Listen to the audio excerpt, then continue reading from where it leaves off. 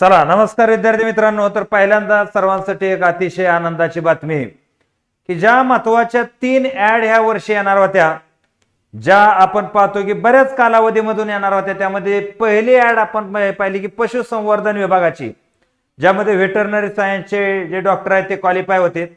दुसरी ऍड जी आहे ती म्हणजे ड्रग इन्स्पेक्टरची आणि तिसरी ऍड एफएसओची। त्यापैकी दुसरी ऍड ड्रग इन्स्पेक्टर ह्या संदर्भात आज आपण बोलणार आहोत। तर ड्रग इन्स्पेक्टर ऍडच्या संदर्भात आपल्याला जे मिळालेल्या माहितीनुसार एक गोष्ट लक्षात घ्या की आता या टोटल ज्या जागा आहेत या जागांची संख्या 109 च अगोदर गेलेलं जे आपण पाहतो वित्त विभागाकडून लेटर एमपीएससी ला, त्यामध्ये अजून 35 जागांची वाढ झालेली आहे। किती? 35 जागांची वाढ झालेली आहे। आणि असं जर आपण टोटल पाहायचं झालं तर 140 प्लस जागा ह्या तुम्हाला सांगतो पुढच्या 8 ते 10 दिवसात ही ऍड येणार आहे। म्हणजे आता तुम्ही हे डोक्यातून काढून टाका की ऍड एमपीएससी कडे जाणार होती, राज्य सेवेमार्फत त्याची पूर्व होणार होती, स्वतंत्र मुख्य होणार होती।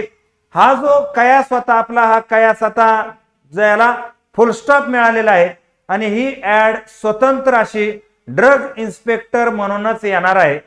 ही पहिली आणि सगळ्यात महत्त्वाची खबर।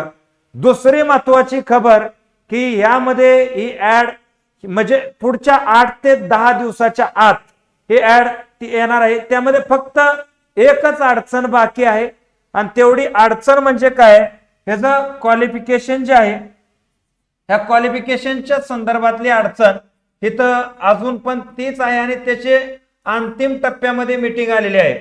का तर याला आपल्याला माहित आहे की बी फार्मसीचे विद्यार्थी बरोबर एम फार्मसीचे विद्यार्थी बरोबर आपण पाहतो बीएससी ड्रग केमिस्ट या ठिकाणी, त्याच्याबरोबर मेडिकल सायन्स म्हणजे एमबीबीएस चे विद्यार्थी, परंतु स्पेशलायझेशन इन मायक्रोबायोलॉजी और फार्मेकोलॉजी अशा प्रकारचं क्वालिफिकेशन असणारे विद्यार्थी आतापर्यंत पात्र आहेत। याला कोणत्याही स्वरूपाच्या अनुभवाची अट नाही, बरोबर। हे क्वालिफिकेशन सध्याचं आहे असं रेडी आहे। परंतु मध्यंतरी म्हणजे ऍड याला अडचण कोणती आहे बघा, काय झालं की मेडिकल असोसिएशनची जी संघटना आहे ह्या संघटनेनं सांगितलं की जसा फूड अँड ड्रगच्या इतर जागांसाठी बीएचएमएस, बीएमएस, एमबीबीएस हे क्वालिफाय केले जातात मेडिकल सायन्सचे स्टुडंट, बीडीएस वगैरे, सेम इथं सुद्धा तेच करावं। का तर आमचा सिलेबस तोच आहे जो या एक्झामचा आहे। म्हणजे एक्झामचा जो सिलेबस आहे तो सिलेबस कोणता आहे तर त्यानुसार आपण एक बॅच सुरू केलेली आहे। आणि मी तर विद्यार्थ्यांना सांगतो की तुम्ही जे आता क्वालिफिकेशन दाखवलं हे तर इन्स्टंट मध्ये अभ्यासाला सुरुवात करून द्यावी। तुम्ही आता हे शंका मनात आणूच नका की नेमकं येणार आहे का नाही, हे फिक्स आणि क्लिअर ऑनलाईन येऊन तुम्हाला मी सांगतोय पुढच्या 8-10 दिवसामध्ये ऍड येणार आहे। म्हणजे आहे जागेंची संख्या 140 आहे। समोर गव्हर्नमेंटचे जे काय आहे डॉक्युमेंट वगैरे ते तुम्हाला टेलिग्राम वरती आपण शेअर केलेले आहेत, ते तुम्ही चेक करून घ्या।